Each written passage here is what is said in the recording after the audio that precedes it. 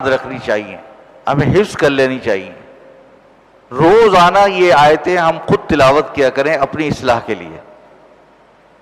ہم اپنی اصلاح کے لیے ان آیتوں کو بار بار پڑھا کریں، بار بار سوچا کریں کہ اللہ تعالیٰ نے ہمیں کیا بیان کیا۔ سب سے پہلی بات جو ارشاد فرمائی ہے وہ فرمایا کہ وَسَارِعُوا إِلَىٰ مَغْفِرَةٍ مِّن رَبِّكُمْ وَجَنَّةٍ عَرْضُهَا السَّمَاوَاتُ وَالْأَرْضُ، کہ دوڑ لگاؤ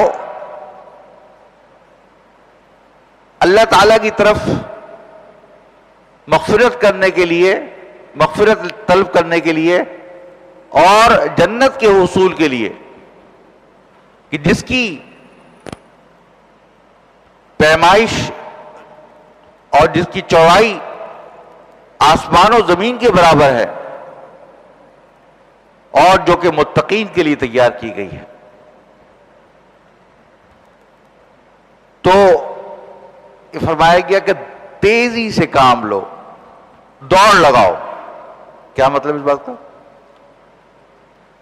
ویسے تو دنیاوی کاموں کے اندر جو مسابقت ہے، دنیاوی امور کے اندر ایک دوسرے کا مقابلہ کرنا، کون زیادہ مالدار ہے، کس کے پاس کیا ہے، یہ کوئی اچھی بات نہیں ہے۔ یہ تو انسان کے اندر دنیا کی خواہش کو اور دنیا کی محبت کو بڑھانے والی چیز ہے۔ اسی لیے فرمایا گیا کہ دنیا کے معاملات میں اپنے سے نیچے کی طرف دیکھو تاکہ شکر ادا ہو، اور دین کے معاملات میں اپنے سے اوپر کی طرف دیکھو تاکہ اس کی وجہ سے اپنے لیے ایک شوق پیدا ہو اور ایک ذوق پیدا ہو کہ بھئی فلاں بندہ اتنی عبادت کرتا ہے تو مجھے بھی ایسے عبادت کرنی چاہیے۔